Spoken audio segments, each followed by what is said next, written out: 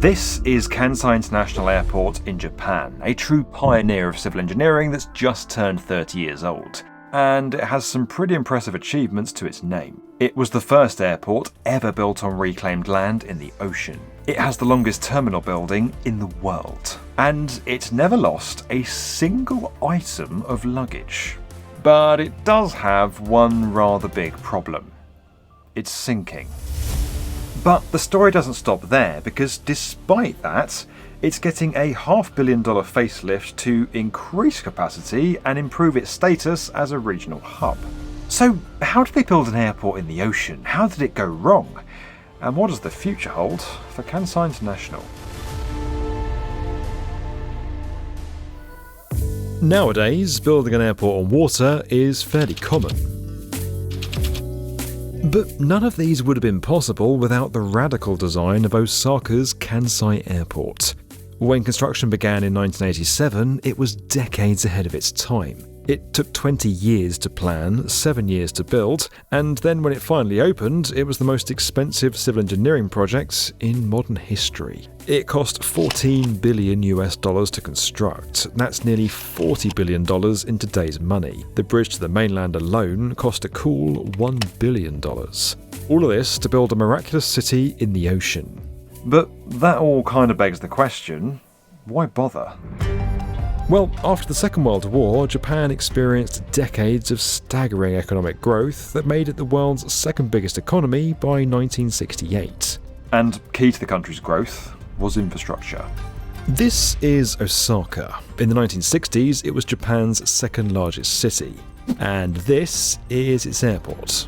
I think you can see where we're going with this. The airport can't expand if it's stuck inside the city, and the city can't expand if its airport can't keep up with demand. A new airport was needed, but Osaka is surrounded by mountains, and there just wasn't anywhere to put it. So a radical solution was needed. By the early 1970s, 4 sites were being considered for the future airports, 3 of which were out at sea. But how do you build an airport in the middle of an ocean? Well, the first thing you need to do is secure a solid foundation. This is a cross-section of Osaka Bay, represented here in a Lego model that my kids have made. Now, they only made this on the condition that I would give them a shout out in a YouTube video and help make them famous. So, hello kids, thanks for the Lego, Daddy loves you. Now, this is representative, as I said, of Osaka Bay. Top bit here is water, that's about 18 metres deep.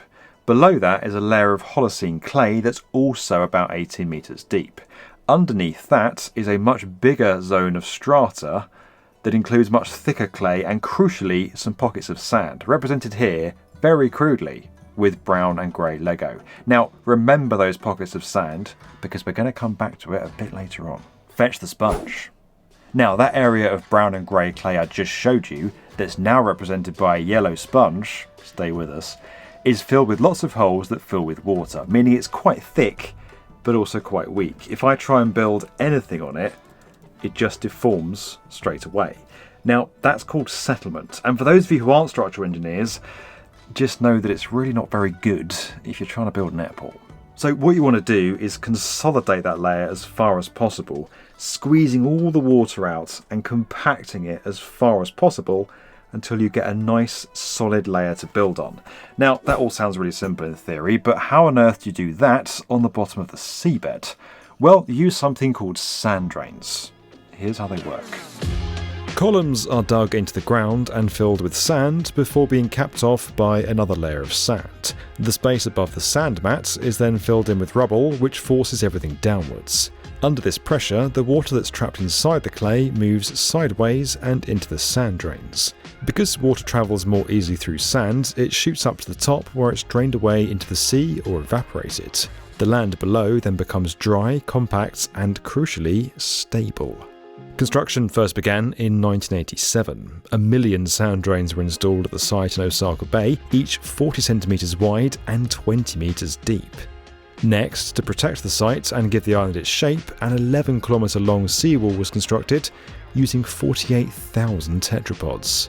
Then came the massive job of filling in the island with earth. Over the course of more than 3 years, 180 million cubic metres of earth was poured in to create the island. That's about 75 times the volume of the Great Pyramid of Giza. Over the next few years, 10,000 people worked 10 million work hours to fill in the future airport site. Now, before we go any further, if these statistics make you wonder how on earth any project like this stays on track, then you might want to consider this week's video sponsor, Innate. Constructing capital projects like airports, bridges or motorways is a fiendishly complex endeavour, and managing a project with control and confidence is crucial to success. Currently used by over 850 companies on over $1 trillion worth of projects, Innate is one of the leading platforms for every build from transport to renewables. Its modular suite of applications scale up in complexity as your project does, which helps you stay in control and provide certainty no matter how big a project becomes. With its powerful data management functionality, you can rely on Innate to provide you with the insights you need to reduce risk in strategic decision making. Knowledge of the construction industry runs deep through the entire team at Innate, so you can be confident you'll get the support you need to match your workflow.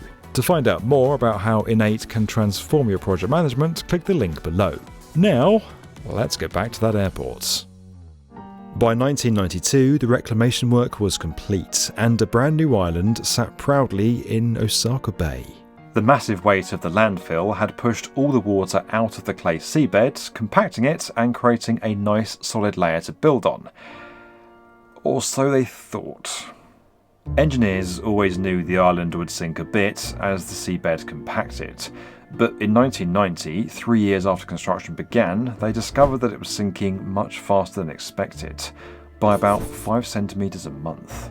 $100 million was spent to bulk up the island's height and ensure it didn't sink below 4 metres above sea level. That's the height it has to be to avoid being flooded by rough seas.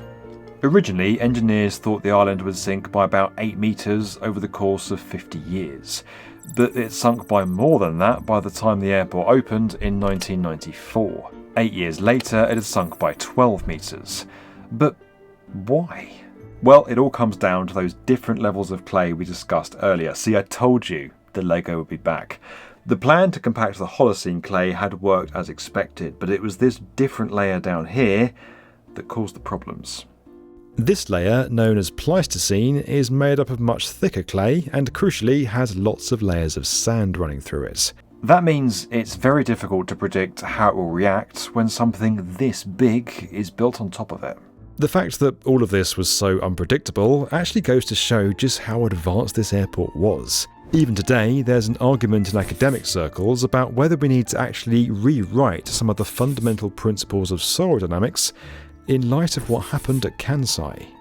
And before we go any further, we should say that despite its foundations, Kansai Airport really is a remarkable feat of engineering.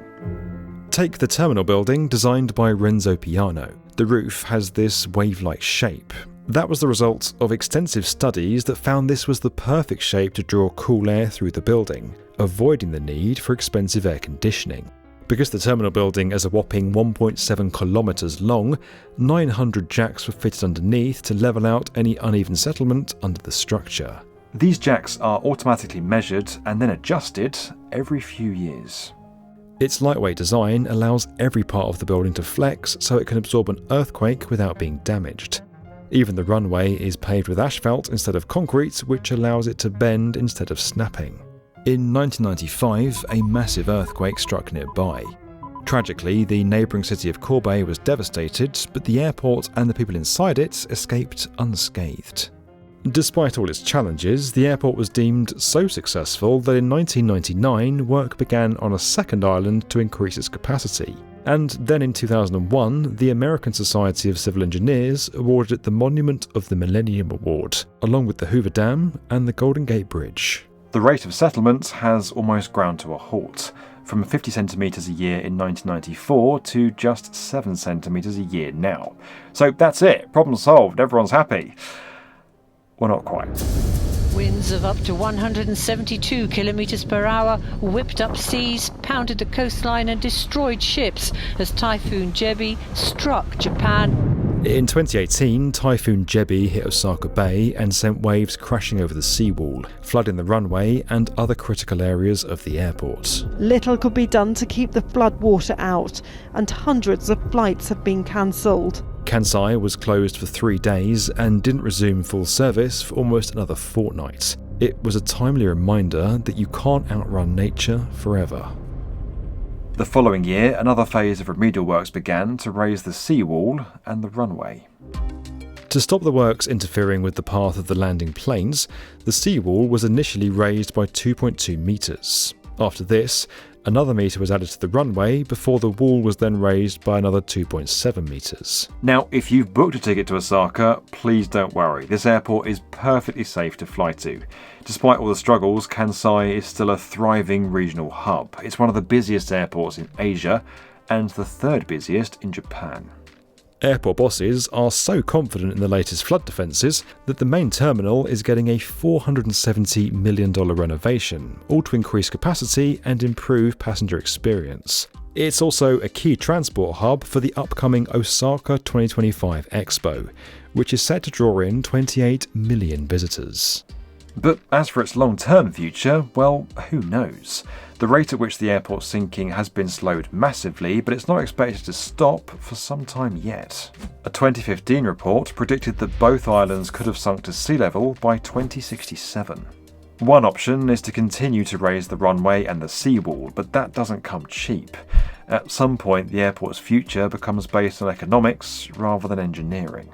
What we can say is that as it reaches its 30th birthday, this is a revolutionary airport which has served over 1 billion people. It remains one of the most ambitious civil engineering projects ever and has pioneered airport design for decades to come. We won't be saying goodbye for a very long time yet, but even if we one day do, its legacy will certainly live on. This video was sponsored by Innate. You can learn more about that at the link below.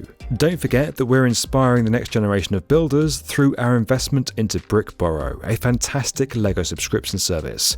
You can learn more and get started today over at brickborrow.com. And as always guys, if you enjoyed this video and you want to get more from the definitive video channel for construction, make sure you're subscribed to the B1M.